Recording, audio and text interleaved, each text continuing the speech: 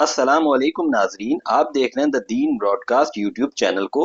आप हमारी mail ID the Deen broadcast @gmail.com के जरिए रब्ता कर सकते हैं। इसके अलावा हमारी मौजूदगी इन सभी सोशल मीडिया प्लेटफॉर्म्स पर है। इन सभी प्लेटफॉर्म्स के जरिए से भी आप हमसे दीनी कंटेंट हासिल कर सकते हैं। तो चलिए फिर शुरू करते हैं आज के वीडियो को, आज के टॉपिक को। तो नाजरीन, आज के इस वीडियो में हम बात करेंगे ऐसे इंसान के बारे में जो रोजा ना रख सके, यानी जिसके अंदर इतनी ताकत ना हो, जो इतना ज़ईफ हो गया हो या इतना बीमार हो जो रोजा रख ही ना सकता हो। तो आखिर ऐसा शख्स क्या करे? इसके लिए हम कुरान की कुछ आयतों को और हदीसों को देखेंगे, जिसके जरिए से हमें ये पता चलेगा कि ऐसे शख्स के लिए इस्लाम में क्या रास्ता बताया गया है। तो चलिए फिर हम उन हदीसों और आयतों को देखते हैं। आज के इस वीडियो को समझने के लिए हमें सूरह बकरा की आयत नंबर 184 और 185 को अच्छी तरीके से समझना पड़ेगा, तभी हम इस वीडियो को समझ पाएंगे। आयत नंबर 184 में अल्लाह रब्बुल इज्जत फरमाता है, जिसका एक हिस्सा यहाँ पर दिया हुआ है, लेकिन तुम में से जो लोग बीमार हो या सफर में हो तो वो दूसरे दिनों में अपनी गिनती पूरी कर ले, और जो लोग रोजा रखने की ताकत रखते हो फिर ना रखें तो वो फिदिया में एक गरीब को खाना दे। फिर जो इंसान भलाई के काम में आगे बढ़ जाए तो वो उसी के लिए बेहतर है, लेकिन तुम्हारे हक में बेहतर अमल रोजा रखना ही है, अगर तुम जानते हो। ये सूरह बकरा की आयत नंबर 184 है, जिसमें रोजे के बारे में बताया गया है, रमजान के बारे में बताया गया है, बात करी गई है। नाजरीन, अल्लाह के रसूल मोहम्मद सल्लल्लाहु अलैहि वसल्लम को जब नबूवत मिली, यानी जब शुरुआती दौर चल रहा था, तब रोजे फर्ज तो किए गए थे, पर उसमें मुसलमानों को कुछ छूट दी गई थी। एक छूट तो ये थी कि जो शख्स बीमार हो वो रोजा ना रखे। वो चाहे तो रख भी सकता है, चाहे तो ना रखे, मगर उसके लिए छूट है। जो शख्स सफर में हो यानी ट्रैवल कर रहा हो वो भी चाहे तो रोजा छोड़ दे। इन दोनों लोगों के लिए छूट आज भी बरकरार है, यानी आज भी जो शख्स बीमार है, इतना बीमार है कि रोजा नहीं रख सकता, तो वो रोजा छोड़ सकता है, और जो सफर में वो भी रोजा छोड़ सकता है। पर उसे रमजान खत्म होने के बाद छूटे हुए रोजों की भरपाई करनी पड़ेगी, यानी रोजे रखने पड़ेंगे रमजान के अलावा बाकी दिनों में, रख करके अपने छूटे हुए रोजे की भरपाई करनी पड़ेगी। अब रहा वो इंसान जो बिल्कुल ठीक हो, जो ना तो बीमार हो ना ही वो सफर में हो, जिसके ऊपर रोजा फर्ज होता है, रोजा रखना जरूरी होता है, आखिर उसका क्या मामला है?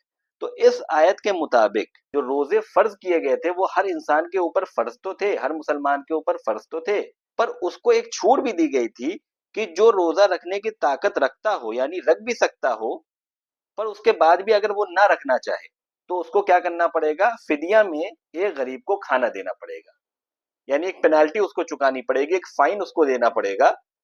और वो फाइन क्या था कि एक गरीब को एक वक्त का खाना देना पड़ेगा, खाना खिलाना पड़ेगा। ये शुरुआती दौर में ऐसा मामला था।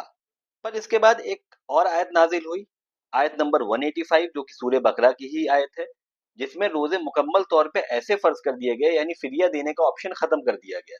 यानी हर वो मुसलमान जिसके पास सेहत है, जो बीमार नहीं है, सेहतमंद है, बालिग है, उसके ऊपर जरूरी है, लाजमी है कि वो रोजा रखे, यानी फिदिया दे करके वो रोजों को छोड़ नहीं सकता।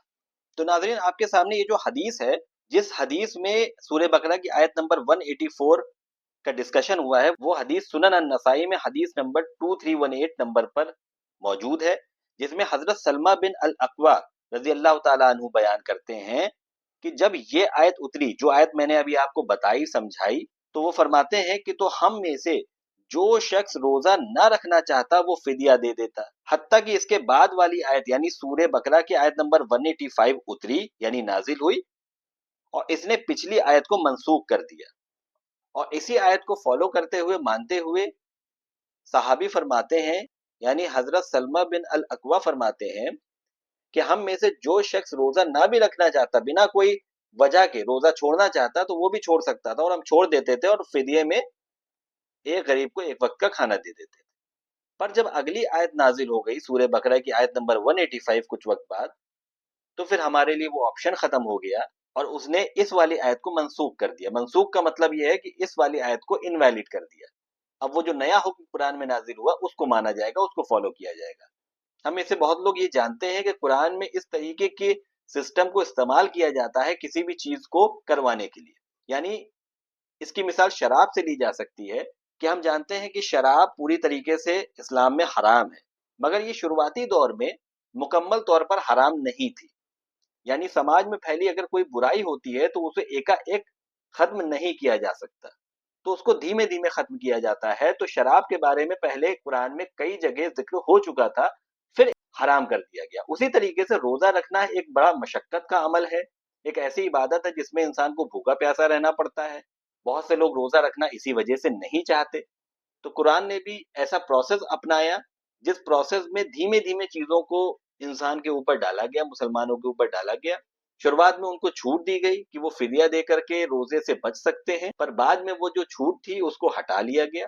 پر یاد رہے کہ جو شخص بیمار ہے یا سفر میں ہے تو اس کے لیے آج بھی یہ چھوٹ برقرار ہے، یعنی آج بھی وہ روزہ چاہے تو چھوڑ سکتا ہے، پر اس کو باقی دنوں میں اپنی گنتی پوری کرنی ہوگی، یعنی ایسا نہیں کر سکتا کہ وہ فدیہ دے کے چھوٹ جائے، نہیں، بلکہ رمضان ختم ہونے کے بعد باقی جو دن ہیں اس کے پاس، جب اس کو صحت دوبارہ مل جائے یا وہ اس کا سفر ختم ہو جائے، تو عید کے بعد باقی دنوں میں وہ روزہ رکھ کر کے گنتیوں کو پورا کرے۔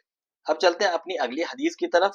اگلی حدیث بھی سنن النسائی کی ہے، حدیث نمبر 2319، جس کے مطابق حضرت ابن عباس رضی اللہ تعالیٰ عنہ فرماتے ہیں کہ فدیہ میں ایک غریب کو کھانا دینا، یعنی جو آیت نمبر 184 میں آلریڈی جس کی بات ہو چکی ہے، اس کے بارے میں حضرت ابن عباس رضی اللہ تعالیٰ عنہ فرماتے ہیں کہ اس آیت سے مراد، یعنی اس آیت کا مطلب یہ ہے کہ جو لوگ بہت مشکل محسوس کریں، یعنی انتہائی بوڑھے ہوں، جن کی صحت کی امید نہیں، وہ روزہ رکھنے کی بجائے ایک مسکین کو کھانا بطور فدیہ دیں۔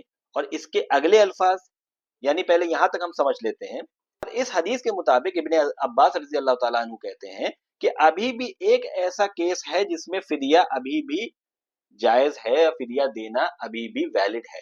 وہ کیس ایسا ہے کہ ایک ایسے انسان جو بیمار ہو یا اتنا زیادہ ضعیف ہو کہ وہ روزہ رکھ ہی نہ سکے، اور اس کی بیماری کے ٹھیک ہونے کی کوئی امید بھی نہ ہو۔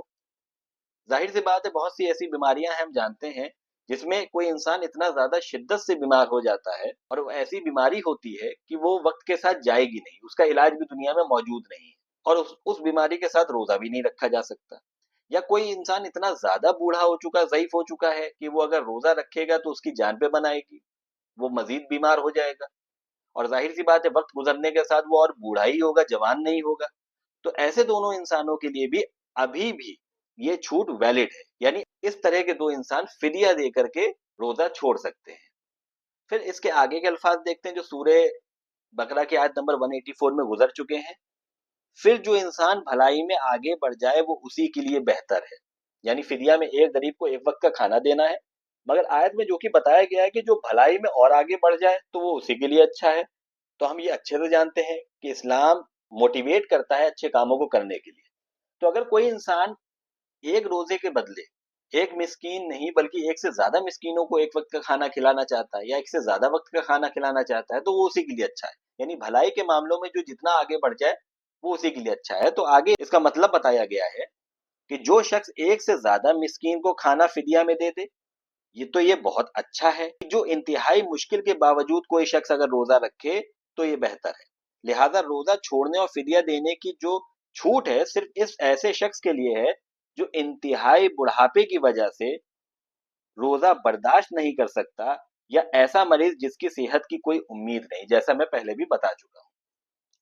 تو اب دونوں حدیثوں کو اور قرآن کی دو آیتیں، یعنی سورہ بقرہ کی آیت نمبر 184 اور 185 کو سامنے رکھ کر کے ہم ایک کنکلوژن نکال سکتے ہیں، یعنی مسلمان پر روزہ فرض ہے،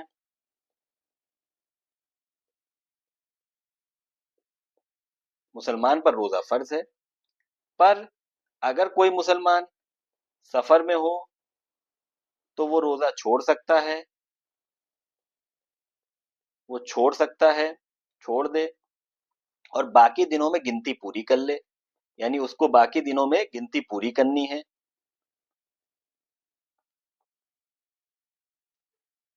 اگر کوئی انسان بیمار ہے تو وہ روزہ وہ بھی چھوڑ سکتا ہے، چھوڑ دے، اور پھر اس کے بعد ایز اٹ از گنتی پوری کر لے، یعنی رمضان کے ختم ہونے کے بعد جتنے روزے چھوٹے ہیں اس کی بھرپائی کر لے۔ پر اگر کوئی مسلمان پرماننٹ بیمار ہے، یعنی پرماننٹ اس کے پاس ایسی بیماری ہو گئی ہے، ایسی بیماری لگ گئی ہے جس کی وجہ سے وہ ٹھیک نہیں ہو سکتا، اور نہ اس کے ٹھیک ہونے کے لیے کوئی علاج ہے، اس کا ٹھیک ہونا لگ بھگ ناممکن ایسا لگتا ہے، تو ایسا شخص روزہ چھوڑ دے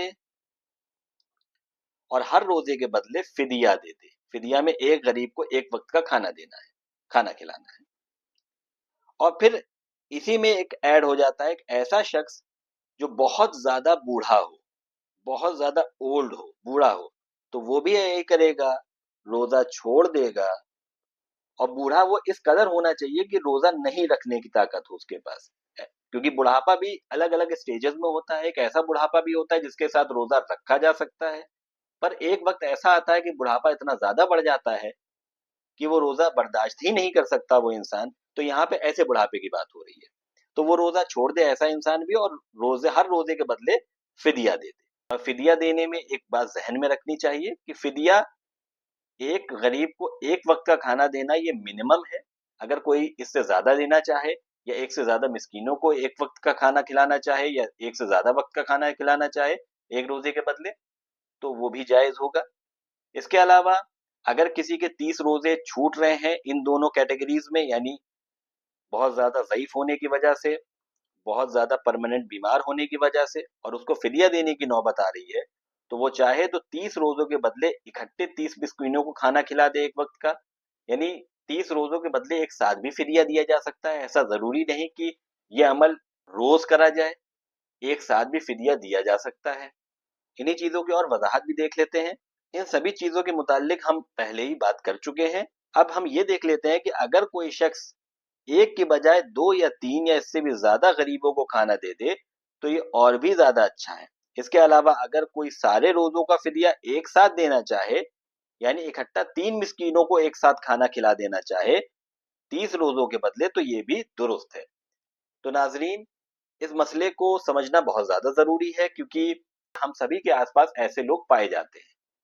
تو اسی کے ساتھ آج کے اس ویڈیو کو ختم کرتے ہیں. السلام علیکم ورحمۃ اللہ وبرکاتہ.